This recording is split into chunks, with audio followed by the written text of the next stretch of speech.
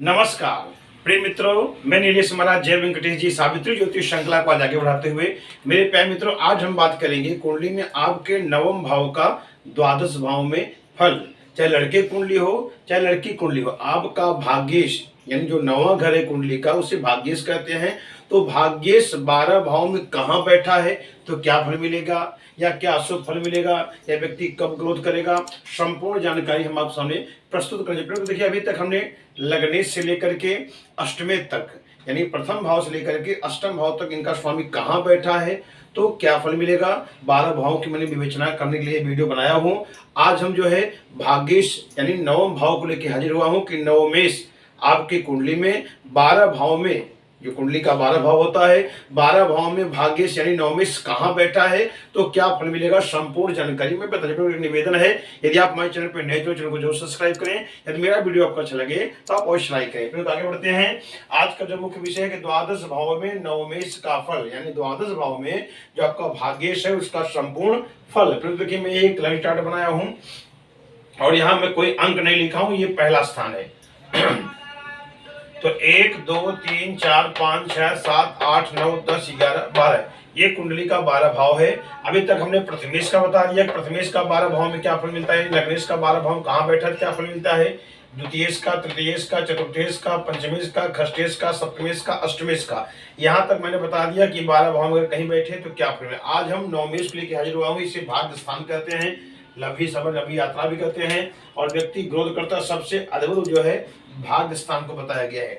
आज का जो प्रश्न है कि आपकी कुंडली में आपको ये देखना है कि कुंडली का नवम भाव है, यहां से गिनेंगे तो 1 2 3 4 5 6 7 8 9, तो आपको ये देखना है कि नवम भाव में जो अंक होगा वही आपका भाग्येश कहेगा। जैसे मान लीजिए, आप सरल तक समझेंगे, अगर मान लीजिए अगर यहाँ 1 होगा अंक, आप अपनी कुंडली देख सकते हैं, अगर 1 अंक लिखा होगा तो 1 यानी हो गया मेष राशि, तो मेष के स्वामी कौन हो गए, मंगल। आपको ये देखना है कि अगर 1 अंक लिखा तो उसके स्वामी मंगल हो गए, तो मंगल 12 भाव में कहाँ बैठे हैं तो क्या फल मिलेगा मैं बताऊंगा आपको। अगर यहाँ 2 अंक लिखा है तो समझ लीजिए कि आपका जो है वृषभ हो गया, उसके स्वामी हो गए शुक्र, तो आपको देखना है कि शुक्र कहाँ बैठा है। अगर 3 अंक लिखा है तो वो हो गया मिथुन, उसके स्वामी हो गए बुध, तो बुध कहाँ बैठा है 12 भाव में, वो भी उसका फल बताएंगे। अगर मान लीजिए आपकी कुंडली में यदि जो है 4 अंक लिखा है यहाँ 9 भाव में, तो हो गया कर्क, कर्क के स्वामी हो गए चंद्रमा, तो चंद्रमा कहाँ बैठे 12 भाव में, उसका फल बताएंगे।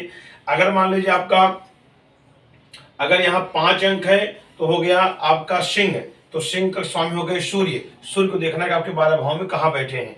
अगर आपका 6 अंक लिखा होगा तो 6 अंक हो गए कन्या, कन्या के स्वामी हो गए बुध। आपको अंक के हिसाब से मैं दिन भी बता रहा हूँ ग्रह यानी, अगर आपका 6 अंक है तो हो गए बुध, तो आपका जो है 6 अंक के स्वामी हो गए बुध, तो बुध 12 भाव में कहाँ बैठे हैं तो क्या फल मिलेगा उसका विषय में बताने चल रहा हूँ। अगर आपका यहाँ 7 अंक लिखा है तो वो हो गए 7 यानी तुला, उसके स्वामी हो गए शुक्र, तो आपको देखना है कि शुक्र आपका कहाँ बैठा है। अगर यहाँ 8 अंक लिखा है तो यानी हो गया वृश्चिक, तो उसके स्वामी हो गए मंगल, तो मंगल आपके 12 भाव में कहाँ बैठा है ये देखना है। अगर यहाँ मान लीजिए 9 अंक लिखा है यानी धनु राशि हो गया, तो उसके स्वामी हो गए गुरु, 9 के स्वामी हो गए गुरु, तो गुरु आपके कहाँ बैठे हैं 12 भाव में ये देखना है। अगर आपका 10 अंक लिखा है हो गया मकर, तो मकर के स्वामी हो गए शनि, आपको शनि कहाँ बैठा है 12 भाव में ये देखना है। अगर 11 अंक लिखा है तो हो गया कुंभ, कुंभ के स्वामी हो गए शनि, तो शनि 12 भाव में कहाँ बैठा है विवेचन करना देखना है। अगर यहाँ 12 अंक लिखा है तो हो गया मीन, उसके स्वामी हो गए गुरु, तो गुरु 12 भाव में कहाँ बैठा है ये देखना। पहले सरलता समझ लीजिए कि जो अंक होगा वही अंक आपका भाग्येश की, भाग्येश की बात से 9 का बात चल रहा है। यहाँ 1 से लेके 12 तक कोई भी अंक हो सकता है, तो जो अंक होगा उस अंक का मैं स्वामी आपको बता दिया, यहाँ उदाहरण दिया हूँ। अगर 1 है तो स्वामी मंगल हो गए, 2 के शुक्र, 3 के बुध, 4 है तो चंद्रमा, 5 है तो सूर्य, 6 है तो बुध, 7 है तो शुक्र, 8 है तो मंगल, 9 है तो गुरु, 10 है तो शनि, 11 है तो शनि, 12 है तो गुरु। आपको ये नियम देखना है कि यहाँ 1 से लेके 12 तक कौन सा अंक बैठा है, यानी अंक माने गिनती, तो कौन सा अंक यहाँ है, जो अंक होगा यहाँ में अंक लिखा हो फिर अंकों का स्वामी का, तो 1 से लेके 12 तक कोई भी अंक हो उस अंक का स्वामी 12 भाव में कहाँ बैठा है तो क्या फल मिलेगा उसका विवेचन मैं इधर किया हो। तो सबसे पहले हम प्रथम को लेते हैं। अगर आपका भाग्येश, सरलता समझ गए कि भाग्येश जो भी अंक होगा उसका स्वामी का नाम मैंने बता दिया, तो जो भी अंक यहाँ है वही भाग्येश है आपका। तो अगर भाग्येश आपका पहले घर में बैठा है तो ये व्यक्ति स्वयं है, व्यक्ति का दिमाग, सोच, महत्वाकांक्षी, बुद्धि, विवेक, ज्ञान। तो जिनका भी कुंडली में आप देखिए जो अंक है, अगर उस अंक का स्वामी अगर पहले घर में बैठा है तो हम पहले घर को लेते हैं कि भाग्येश जब प्रथम भाव में बैठा हो तो क्या फल मिलेगा। यहाँ मैं विवेचन किया हूं, जिनका भी चाहे लड़के कुंडली चाहे लड़की का भाग्येश जब पहले घर में बैठेगा, ऐसे व्यक्ति देव गुरु का भक्त, महाबली होते हैं, पुरुषार्थी होते हैं और राज कर्मचारी होते हैं। इनको सरकारी नौकरी, राज कर्मचारी, अच्छे पोस्ट होने वाले होते हैं और ये भाग्यवान होते हैं जिनका भी भाग्येश प्रथम भाव बैठा हो। ऐसे व्यक्ति देखा जाए तो टेक्निकल लाइन में बहुत ग्रोथ करते हैं, सॉफ्टवेयर इंजीनियर बन सकते हैं। जिनका भी भाग्येश पहले भाव में बैठा होगा काफी ग्रोथ करते हैं।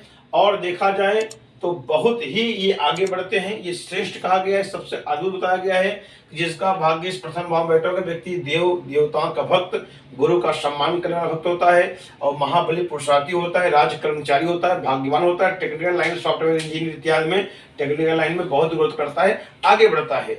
अगर भाग्येश द्वितीय भाव में बैठा हो तो देखिए धन भाव है, कुटुंब भाव है, वाणी जहाँ तहाँ का विचार यहाँ किया जाता है और ये धन का विचार किया जाता है। तो जब भी भाग्येश आप कुंडली में दूसरे घर में बैठा होगा ऐसे व्यक्ति धनवान होंगे, परम ज्ञानी होंगे, प्रिय वक्ता होंगे, सुशील स्त्री इनके पास रहेगी, पुत्रार्थ से युक्त, यानी पुत्र पुत्रार्थ से संयुक्त रहेंगे, युक्त रहेंगे और ये हमेशा इनके पास धन की कमी नहीं रहेगी क्योंकि धन का स्थान है।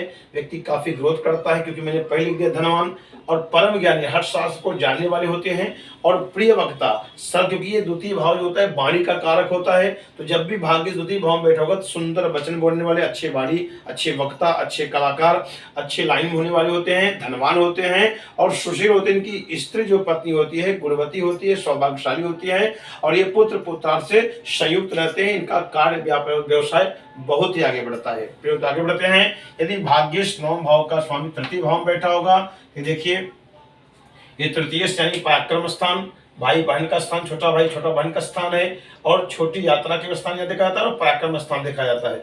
तो जब भी भाग्येश आपके तृतीय भाव में बैठे होंगे तो जातक पराक्रमी होगा, धनवान होगा, रूपवान होगा, गुणी होगा, सुशील होगा और परिवार बंधुओं के साथ जीवन बिताने वाला होगा, सुंदर स्त्री और बंधुओं का स्नेही होगा, स्त्री कुटुंब परिवार की रक्षा करने वाला होगा। तो सबसे पहले आप समझ लीजिए कि जिनका भी भाग्येश जाकर तृतीय भाव में बैठा होगा वो उसकी हर मनोकामना पूर्ण होगा। ये बहुत अद्भुत नियम है कि भाग्येश जब पराक्रम में बैठा होगा तो व्यक्ति को जीवन पर्यंत सब सुख प्राप्त होता है और ऊंचाइयों पर जाता है, अपना नाम रोशन करता। जो मैंने बताया पराक्रमी होगा, धनवान होगा, रूपवान, गुणवान, सुशील होता है और परिवार बंधुओं को साथ जो है लेके चलने वाला होता है और इनकी सुंदर स्त्री होती हैं और बंधुओं का स्नेही होता है। पूरे कुटुंब का जो है ये कुलदीपक भी कहा जाता है और परिवार को आगे लेके जाता है।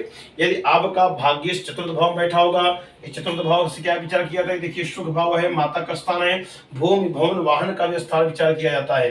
तो जब भी भाग्येश चौथे भाव में जाके बैठे हुए चतुर्थ भाव में तो जातक पिता का भक्त होता है, पिता के सब कार्य को पूर्ण करने वाला व्यक्ति होता है जिसका भाग्येश चतुर्थ भाव में जाके बैठा हो। पिता का सब कार्य पूर्ण करने वाला होता है और विख्यात होता है। ऐसे व्यक्ति पुण्यवान होते हैं, भूमि भवन वाहन का संपूर्ण सुख प्राप्त होता है, यशस्वी लोकमान साहसी होते हैं। ये बहुत अद्भुत है, जिसका भी भाग्येश जो है सुख भाव में जाके बैठा होगा व्यक्ति हर मनोकामना का पूर्ण होगा, ऊंचाइयों पर अपना नाम रोशन करेगा। फिर तो आगे बढ़ते हैं, जब भाग्येश पंचम भाव में जाके बैठा होगा तो पंचम क्या है, पुत्र स्थान है, अभ्यास स्थान, प्रेम पढ़ाई का स्थान बताया गया है। तो यहाँ जाके बैठा होगा तो व्यक्ति भाग्यवान होगा, पुत्रवान होगा, धर्मात्मा होगा, परम ज्ञानी होगा, देव गुरु का भक्त, उसके पुत्र भाग्यशाली होते हैं और पुत्र जो होते हैं पिता को ग्रोथ कराते हैं, साथ में लेकर चलने वाले होते हैं और ऐसे पिता जो है बहुत ग्रोथ करते हैं, ऐसे पुत्र भी बहुत ग्रोथ करते हैं और बहुत आगे बढ़ते हैं, भाग्यशाली होते हैं व्यक्ति। फिर आगे बढ़ते हैं, यदि भाग्येश षष्ठम भाव में जाके बैठा होगा तो यहाँ आपको अच्छा फल नहीं मिलेगा क्योंकि ये जो है बताया गया है, रोग स्थान बताया गया है, गुप्त शत्रु स्थान बताया गया है। तो यहाँ आपको ये देखना है कि जब भाग्येश षष्ठम यानी छठवें घर में जाके बैठा होगा तो जातक का भाग्य साथ नहीं देता है, परिश्रम करता है पर व्यक्ति ग्रोथ नहीं कर पाता है और कार्य को अधूरा छोड़ देता है। ऐसे व्यक्ति कार्य को बीच में ही छोड़ देते हैं और शत्रुओं से पीड़ित रहते हैं। इनका मन चंचल स्वभाव हो जाता है, भटकाव हो जाता है और कोर्ट कचहरी की समस्या, गुप्त शत्रु से भय रहता है। तो सबसे अशुभ योग जो बताया गया है कि भाग्य जब छठवें भाव में होंगे तो व्यक्ति अपना जिनका भाग्य साथ नहीं देता है, काफी परिश्रम करते हैं फिर भी सफलता प्राप्त नहीं होता, इनका मन चंचल होता है, भटकाव इनके जीवन की। कभी भी शत्रुओं से ज्यादा विवाद नहीं करना चाहिए, अपने काम से काम करना चाहिए और ज्यादा ये सब चीज को विशेष ध्यान देना है, नहीं तो तकलीफ इनको बढ़ जाता है और कष्ट मिल जाता है। कोर्ट कचहरी इत्यादि से बचना चाहिए। फिर आगे बढ़ते हैं। यदि भाग्येश जो है सप्तम भाव बैठा होगा तो सप्तम भाव क्या है, ये पार्टनरशिप का स्थान बताया गया है और ये भागीदारी का स्थान बताया गया है, पति पत्नी का स्थान बताया गया है। तो जिनका भी भाग्य सप्तम भाव में जाके बैठा होगा, सातवें घर बैठा होगा, तो ऐसे जातक का विवाह के बाद भाग्योदय होता है, चाहे लड़का हो चाहे लड़की हो, इनके विवाह के बाद इनका भाग्योदय होता है।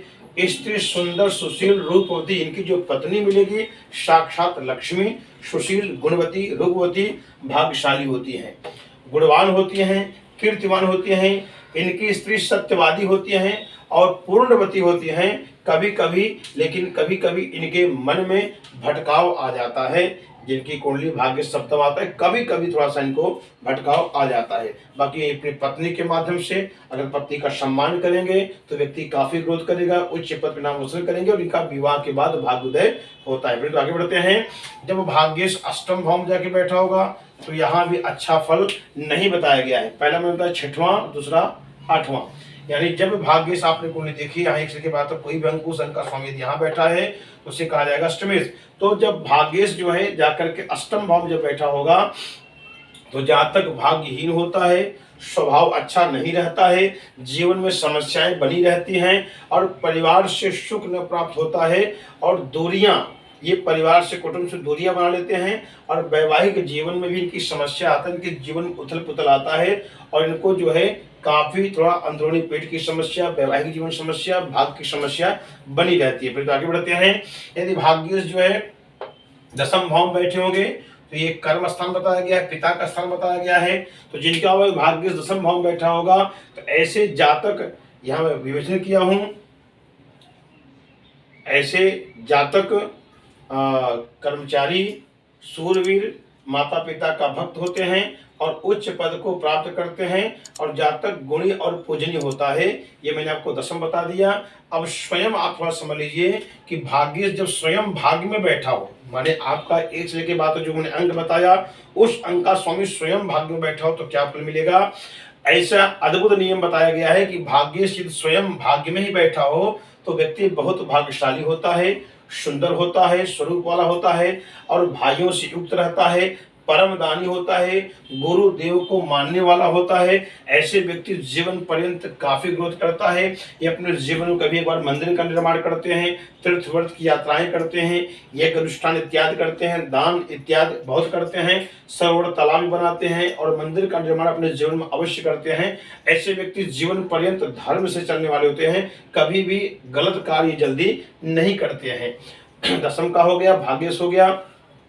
अब भाग्येश समय अगर लाभ भाव में बैठा हो यानी आपका 11वां भाव, तो इसे बोलते हैं बड़े भाई का स्थान और बड़े बहन का स्थान और लाभ स्थान। जब भाग्येश 11वें यानी एकादश भाव में बैठा होगा तो जातक दीर्घ आयु होता है और धर्मात्मा होता है, धनवान होता है, उत्तम पुत्र वाला होता है, विश्वविख्यात होता है, परिवार समाज में स्नेह रखने वाला होता है। तो सबसे पूरे 12 भाव में देखा सबसे अच्छा योग बताया गया है कि जब भाग्येश जो है लाभ भाव में बैठा हो तो व्यक्ति दीर्घ आयु होता है, धर्मात्मा, धनवान, उत्तम पुत्र वाला होता है और विश्वविख्यात होता है। इनका पूरे भारत नहीं पूरे विश्व में इनका नाम होता है और परिवार समाज से स्नेह रखने वाले व्यक्ति होते हैं, जीवन पर्यंत काफी ग्रोथ करते हैं।